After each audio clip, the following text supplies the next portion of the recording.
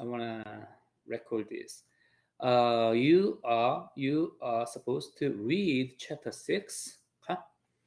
And then the chapter case 2. Okay? Then we'll start a new chapter. Okay. So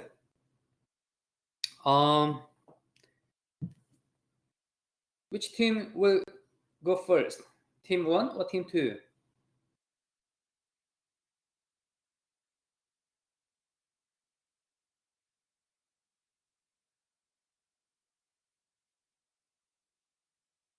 So both teams are ready, I guess. So team 1, you go first. No problem.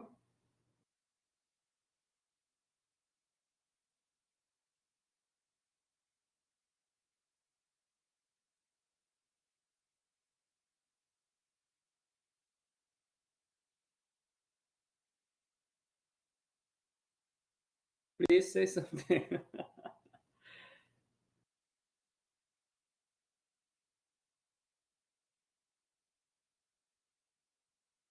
All right. Team 2, you go first.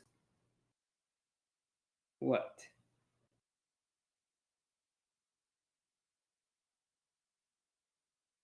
All right. Great. Thank you, Miriam. Okay. So I will denote one person as a presenter. Okay. Then this presenter can upload or share your screen. So you can share PowerPoint files. Okay. So as I am doing like that. So each team has a presenter. So team 2, who will be the presenter? Then you can share your PowerPoint files.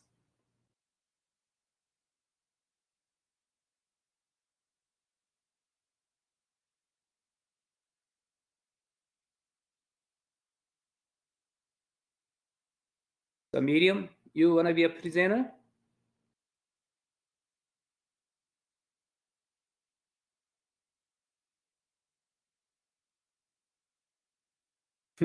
Okay, now you are presenter, so you can upload or you can share the your screens. Okay? So probably you see this point, you see the positive, the plus sign, and also you see the video button. Okay, the video button, you can use it to share your screen. Try to figure out.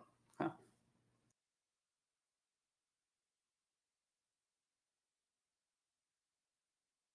Yeah, turn on your microphone. Okay. Give me a second. Let me get the PowerPoint pulled up, and then I will share my screen. Sure. Take your time.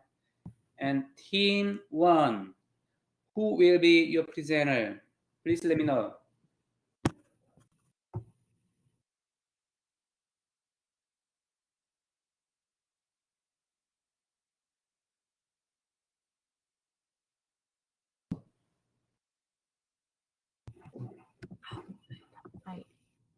You did it.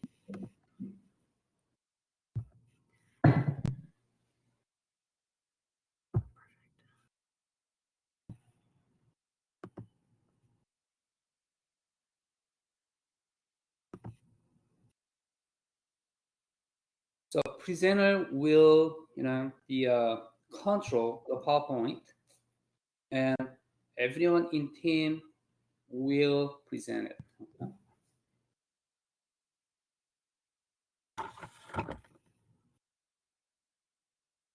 Team 1, please let me know who will be your presenter. Okay? All right, guys, I've got it pulled up. Savannah Sutton, you ready? Then you can use either one. Upload the PowerPoint file, or you can use the video button. So at the bottom of the screen, you will see 3 buttons: microphone, telephone, and video.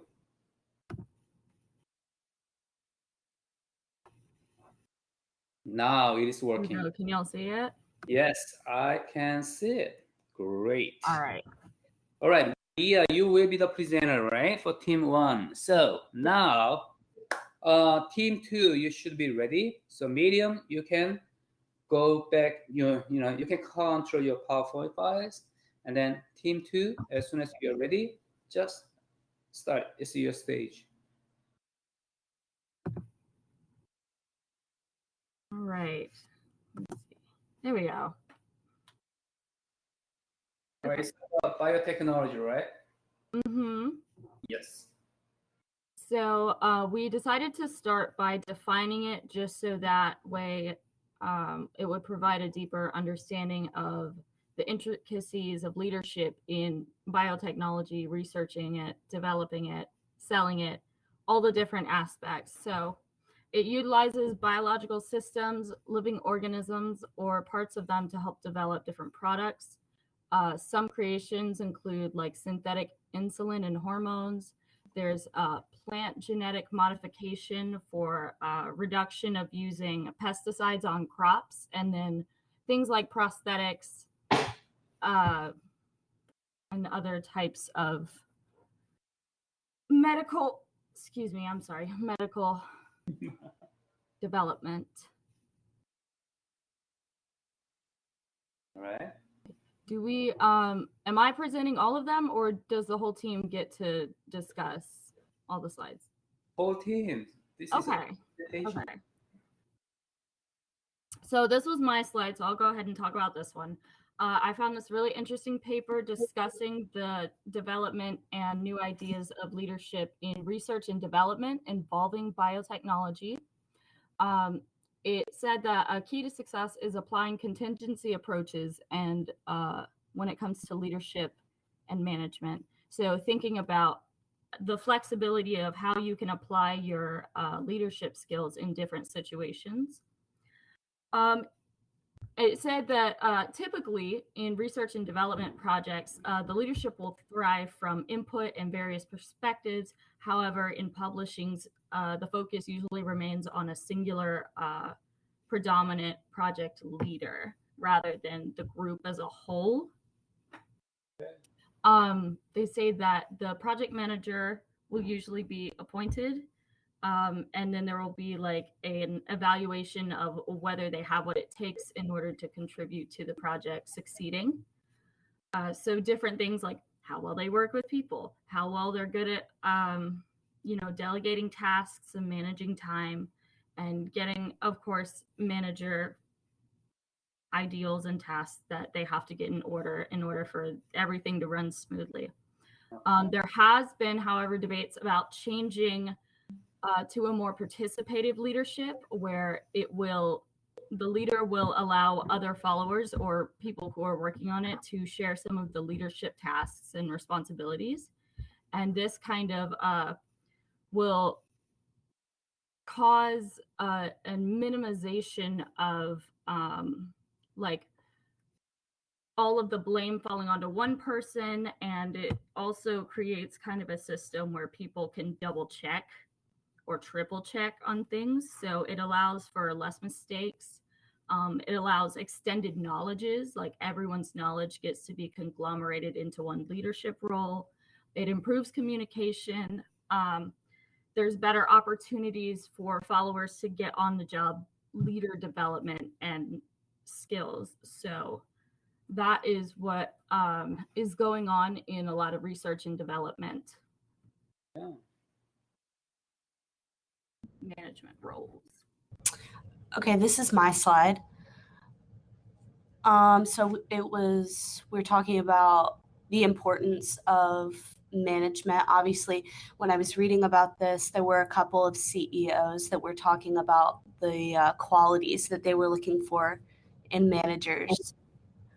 And I think the most important one was that they need to not only be science-oriented, but commerce-oriented. So obviously, they need to have the general traits that a good manager was and experience, but they need to know what's going on in the scientific field so that they can take that and apply that to their company. So while a scientist would focus on research projects and scientific findings, a company, specifically the management team, would translate these results into revenue.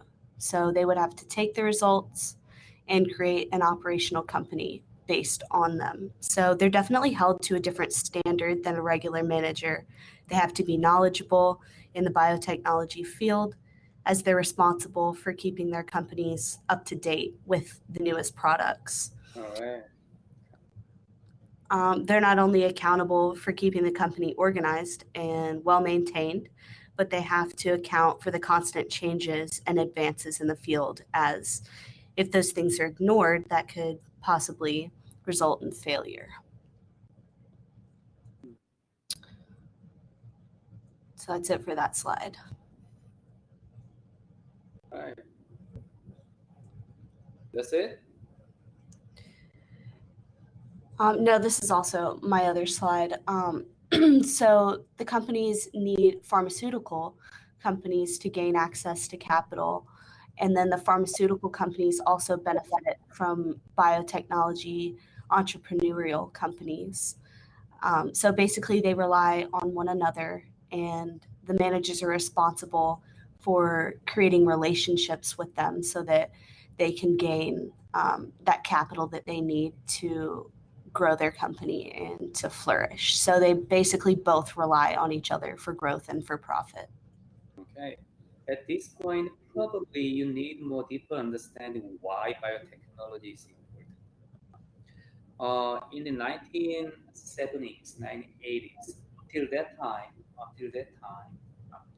actually, all the drugs are developed by chemical industry, right? Chemical industry. So just a synthetic chemical elements, okay? Just combine it and try, and well, it is working, then it becomes a drug. Okay? There's no directional findings. Okay? Just combining chemical elements, then they don't know which direction. Then biotechnology is totally different technology from the chemical synthesizations. Okay, so biotechnology, mRNA technology is what is that? The controlling the what is that? The made of the proteins. Okay. So you can expect if I change this protein in this way, probably this protein will work in that way. So this is the core technology. So then this irrational search actually reduce a lot of time and effort to develop a drug. That's why chemical companies, pharmaceutical companies, and biotechnology companies cooperate. Okay? So biotechnology companies is responsible for developing a drug, and then the pharmaceutical companies, actually they have a lot of resource already, so they do other things like sales, advertising, and research, and other things. Medium. Yes. Any comment? We still have a couple more slides, and Savannah hasn't gotten to present her slides yet. Okay, please go ahead. So I'm going to let Savannah take it away. We decided to also delve into like international dealings. All right. The biotechnology field internationally is also a huge industry. Some places, though the United States does lead us in some things. In India, the biotechnology goods and services actually deals with a large part of their market. And it's a really popular country for other countries to conduct their research. And the European Union keeps a whole commission that helps countries within the union identify and remove obstacles to make it harder for the industry to grow. They have a group on the commission that were biotechnology managers that help make decisions and action plans for different companies and their countries that work with them. Okay, great. So why international biotechnology? Biotechnology should be considered internationally because of their market. All right, market. So in the market, actually a country, a corporation develop a drug, but these drugs can go everywhere. Okay? Then there are many interesting phenomena with this international market, something like price discriminations. If we have a chance, I will talk about it, price discriminations, and also biotechnology and pharmaceutical, industry, biopharmaceutical industry. This industry is regulated heavily by governments. Okay, like FDA in the U.S. All right.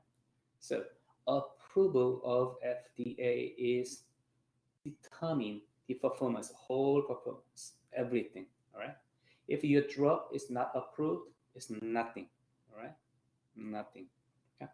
That is why regulations of the government is very important.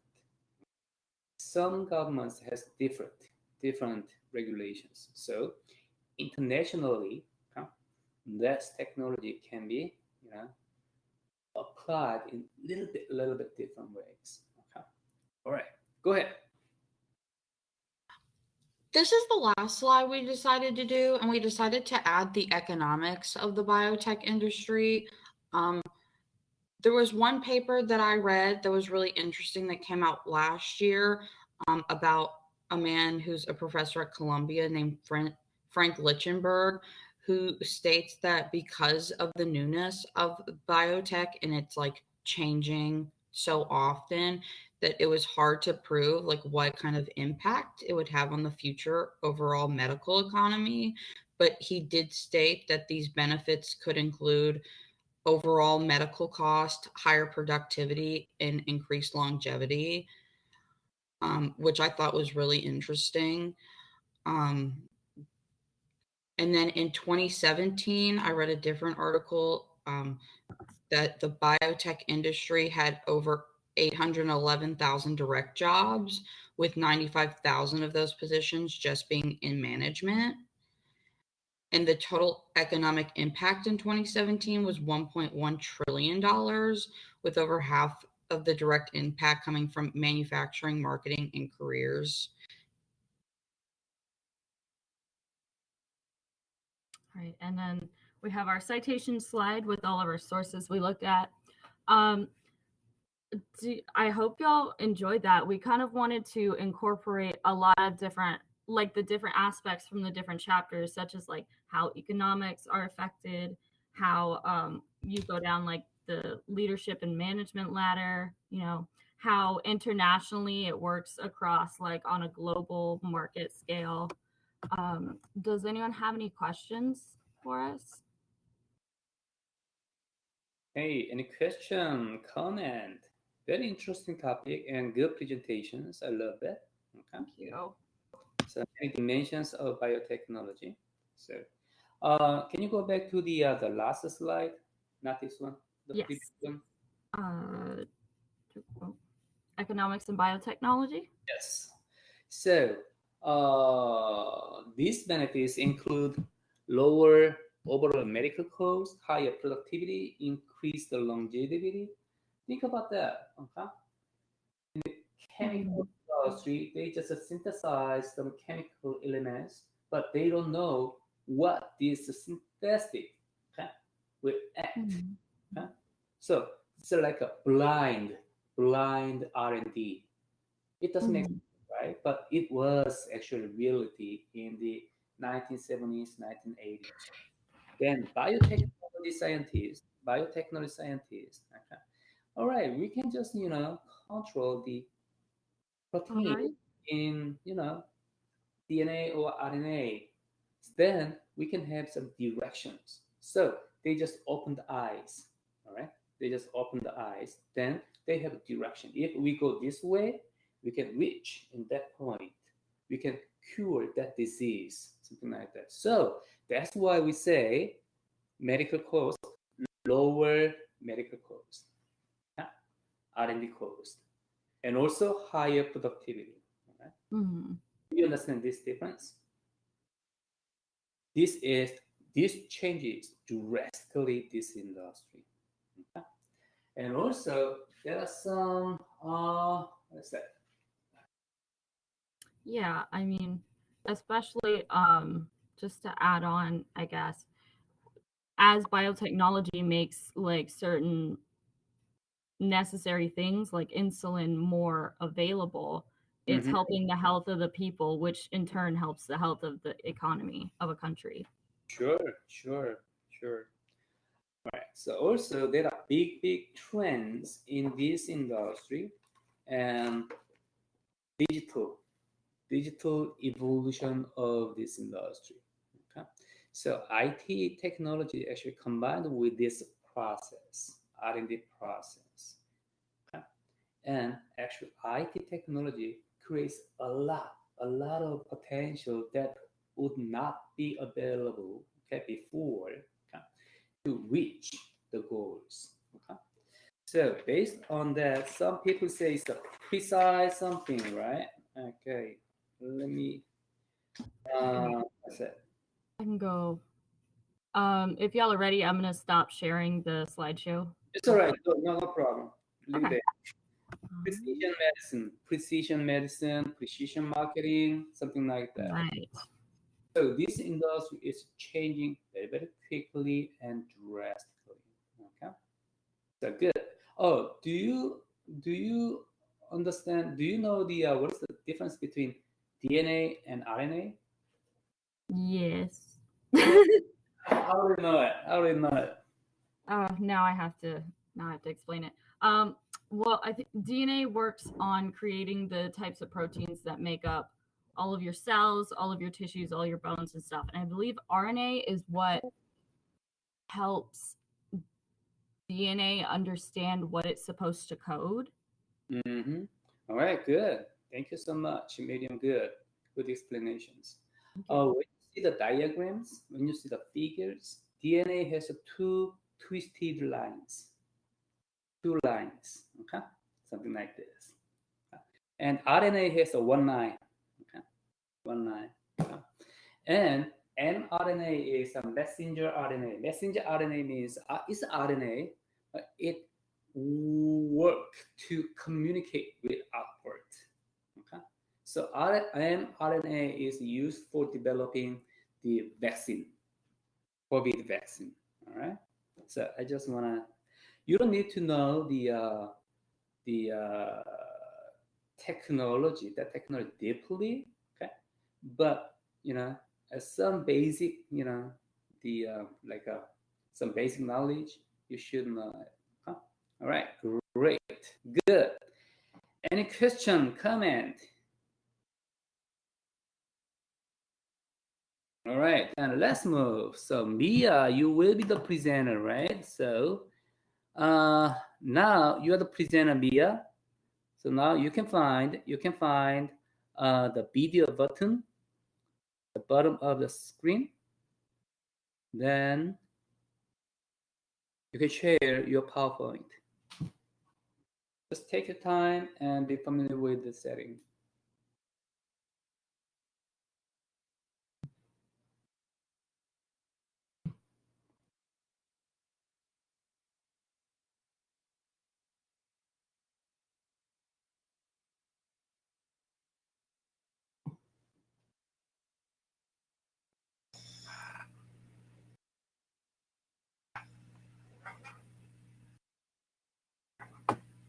Now it is working. Artificial intelligence. Great. Okay, can we see it? All right, I can see it. Okay, so we did artificial intelligence.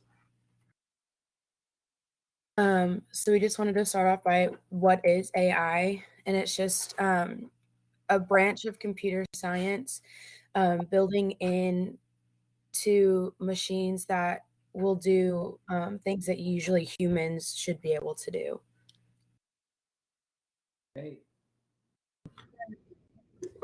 So vis-a-vis the origin of AI, it started during the fourth industrial revolution. It's a new chapter in human development, including the evolution of management thinking. So if we look back towards the book, the first industrial revolution was the impetus for the classical management, that scientific management school of thought, and then later that we got into the humanistic perspective of management, and the fourth industrial revolution is also changing the nature of management, a fusion of human and machine, essentially. And it talks about a human-centered future, so as to kind of create a world in which it's like a step beyond the humanistic perspective of management. It's much more focused around human needs with the adaptation of artificial intelligence in order to further that idea. And the purpose of artificial intelligence in management is to help leaders, policymakers, and managers make more educated, efficient, and effective decisions. Okay.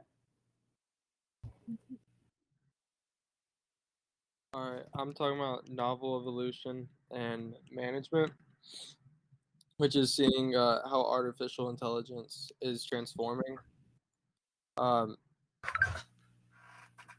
So the first thing we looked at is how AI has huge potential to help managers make better decisions, and they're able to do this because AI just has grown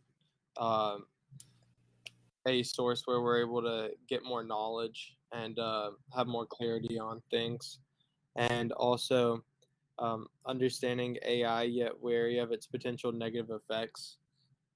And one of the articles that we got some of our research from is talking about someone used an analogy of like living on like a mountain and watching the water gradually rise, and like the territory we think is safe, but yet AI and what AI like knows and is growing in its knowledge is like taking over pretty much everything. So we got to be aware of that, and then also like updates on our own education and how we can use that to just help grow education throughout the world.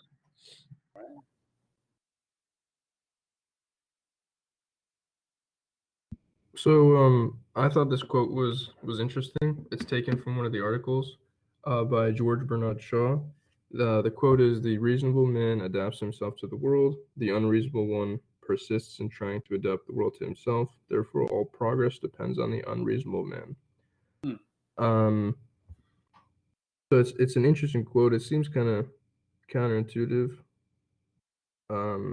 because what we strive to do, as what a manager essays to do, is to adapt himself to the world, and that our goal is to adapt, especially when we look towards AI as a way to make decisions, and the evolution of technology, and managers needing to update their mindset to be able to accommodate this new technology. We have to adapt to the world. And then the second part says, "The unreasonable one persists to live in this sort of world, to change the world in their image." And the end is, it says that all progress depends on the latter, which is true, because the latter often has often the majority, and you have to wait for the latter to catch up to the former in order to have progress. Okay. At this point, I want to point out this: do not confuse with the progress of technology, science, and the role of managers. Okay. So I absolutely love this site. Okay? So all progress depends on the unreasonable minimum. Okay? So it's a creativity, okay, to progress technology and science. But the manager, business leader should be very, very, very reasonable because their role is different from the role of scientist. Okay? So they should be very, very, very reasonable. Sometimes, sometimes people just confused with this. Okay? So, for example, in the Google, okay, Google hire a lot of employees who are very creative, okay, and who are unreasonable sometimes. Okay? So this is in the just specific field, not just all the organizations. Okay, so it depends. It depends. Okay, please go ahead. So we this is the slide that talks about some of the what's the word that I'm trying to think of? Programs of AI, I guess, in some human resource settings. So the first little bubble that says India and China is just where AI is the most popular in the world. But like Peter said a couple of slides ago, AI is like one of the key components of the fourth industrial revolution. It really is progressing us in the way we live and work with people. And so these are just some of the examples. Restless Bandits is a powered recruitment platform that lets jobs define daily budgets. Tala is created to provide teams with relevant and up-to-date information. Maya is a recruitment support that helps automate the tasks of screening, scheduling, and shortlisting. These platforms make it more efficient and for people to hire and do everyday daily tasks in their jobs. And while these tasks do have the potential to like be beneficial, they can also be harmful to management because they lack like the humanistic skills of managers. So there has to be like a balance between AI and people when it comes to including AI platforms in management. Okay. This slide is just up here at the top there. It says HR managers is just some of the logos. Mm-hmm. This is just a diagram that you can see where China has like the most dominates the AI funding, while the US leading and then everybody else is following behind. And that's it. All right. Can you go back to the previous slide? China thing? Yes. AI is one of the strategic industries Chinese government to push. Okay?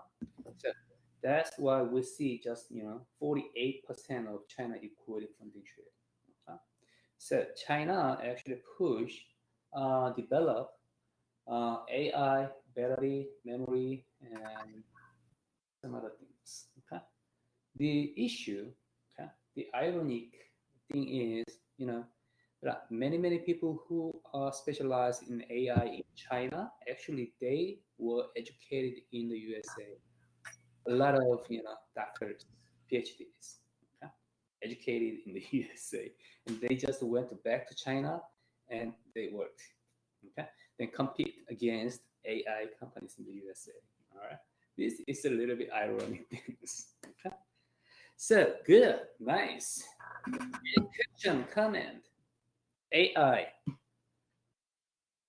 All right, AI is a part of IT technology, right? So how do you distinguish AI from other IT technologies?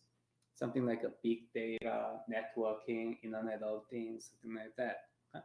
How do you distinguish? How do you distinguish AI from other technology, other IT technologies? Anyone?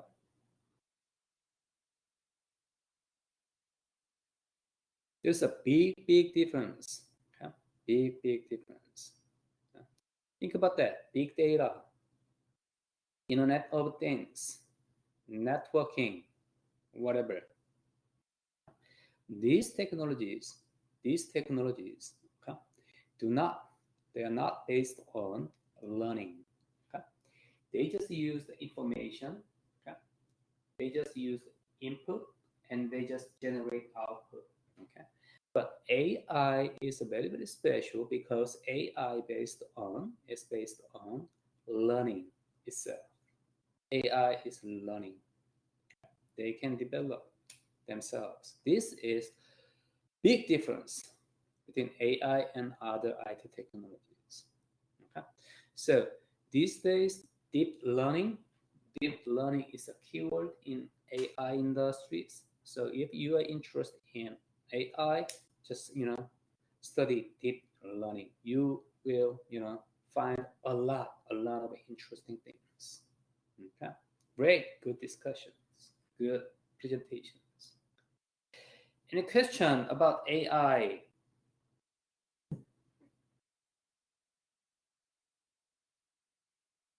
All right, great. Okay, so you did a great job. So we have 2 things we've done. Okay, so presentations. Okay. So our presentations in the future, we'll do like this. Okay, very casual, very casual. And if you have any question, comment, jump into the presentations, we can say, we can discuss anything. Okay, all right. You did a great job. Okay. I love your presentations. Okay. So next week we are gonna do the simulation, right? So please start right now. Please start as soon as you can. Okay. So you can have a team meetings right now, or you can meet with your teammates anytime. Okay. Then you can do it. Okay. You can start the simulations. Okay. All right. So, any question, comment? So you are totally okay with the presentations?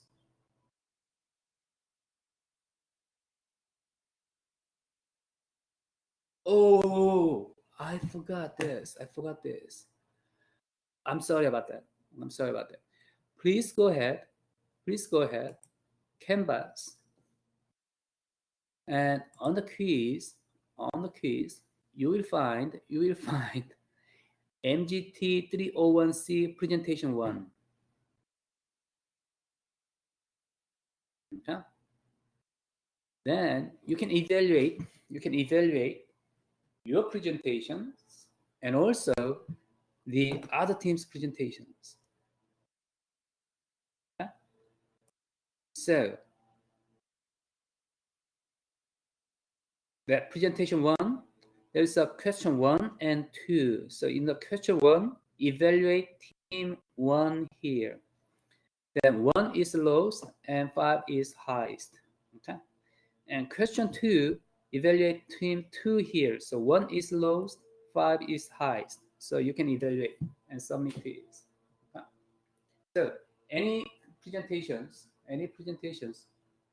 your presentation will be evaluated by other teams and your own teams. Okay. So I'm just one of your audience.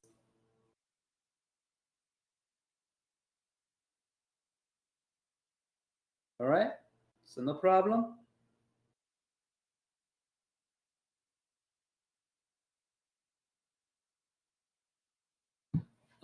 Yeah, you don't see it. Okay. Under the quiz. Oh, I'm sorry. It's not published. Now you can see it. Under the quiz, you can see MGT301C presentation 1.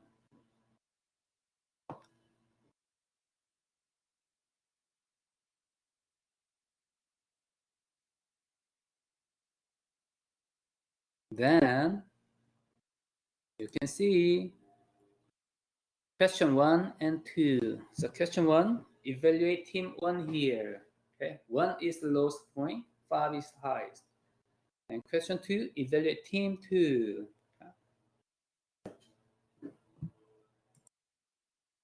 All right, great. Oh, and also I want to share. Okay, before we going, okay, I want to share this. And I got a what is that personal statement from my accountant. Okay, because I am doing angel financing or venture capital doing. Okay, venture capitalist job. Okay, then my performance, okay, of fund is 5-year ROI, return on investment, is 838%. Okay? And annual ROI is 168%. Okay? So this is the performance, okay, one of the good venture capitalists or angel capitalists, okay, is doing. All right. So the reason I introduced my ROI is very simple. Anything I am talking about in this class is the real, right? I'm not talking about the textbook, okay? So technology and investment, HR, marketing, anything I'm talking about in this class is the real things, okay? Real things, okay? Not just class. Okay? So this basic knowledge actually helps me a lot to invest and control, okay, to manage my investments. Okay, I just wanted to point out that. Okay? All right, then any question, comment? If you don't, please say no.